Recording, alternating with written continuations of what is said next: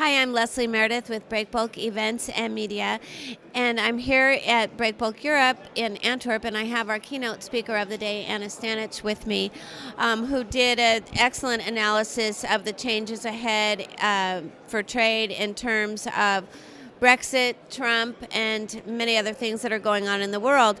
But I know that she also has some concerns about, shall we call it, fake news, right? And what the risks are involved in, and how can companies discern what's real, what's fake, and how should they work that into their business plans? Well, I think the key starting point is really where when we did our last talk, and that is really about the status quo not being able to be preserved. So mainstream media is actually trying to preserve the status quo. So it not necessarily sort of fake news, but it is within a certain view and based on certain presumptions. So if one takes an actual critical view of what is going on, then one realizes that that is not the paradigm within which one can assess what's going to happen going forward.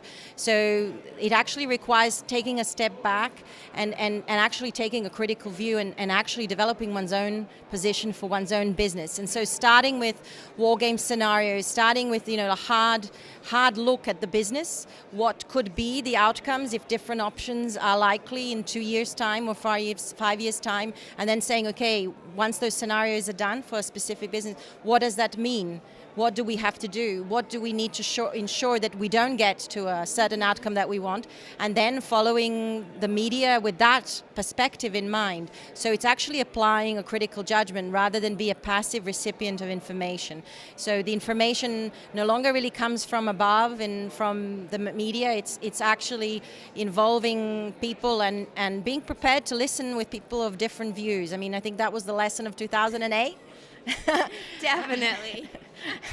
and that's quite a challenge. And I'll give you an example. When we did our in August last year our analysis of Brexit scenarios with a leading political consultant, John Hulsman, and he did the political analysis, I did the legal, and then Karen Sund did the sort of energy analysis because it was sort of targeted at our energy clients.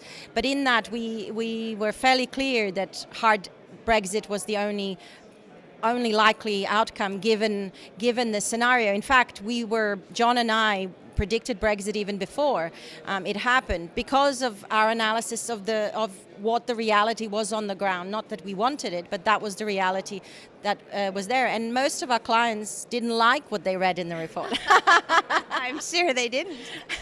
And so it's also being ready to listen to things that might not suit your own your own construct and your own presumptions. So I think understanding that we have lived in the Western Europe with a certain ideology and a certain assumptions that have in many ways framed the way we think, and those presumptions are being challenged, and therefore what is happening in the future has to be viewed with different eyes. And so therefore the news in that respect is fake in the sense that it doesn't necessarily depict what is actually going on. Okay, that's good. So if you were going to undertake another research project, or for people here at our event, where should they be gathering their information? Specific sources, where should they look? Well, I think that as all sources of information, I think it requires because the fundamental driver of the business of breakbulk shipping is trade.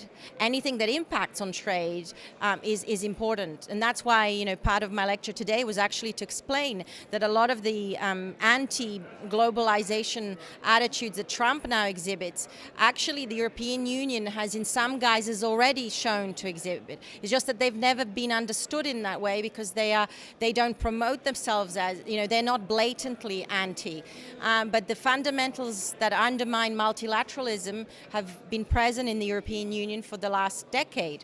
So we have, and that's one of those things that people have, sort of not been aware of.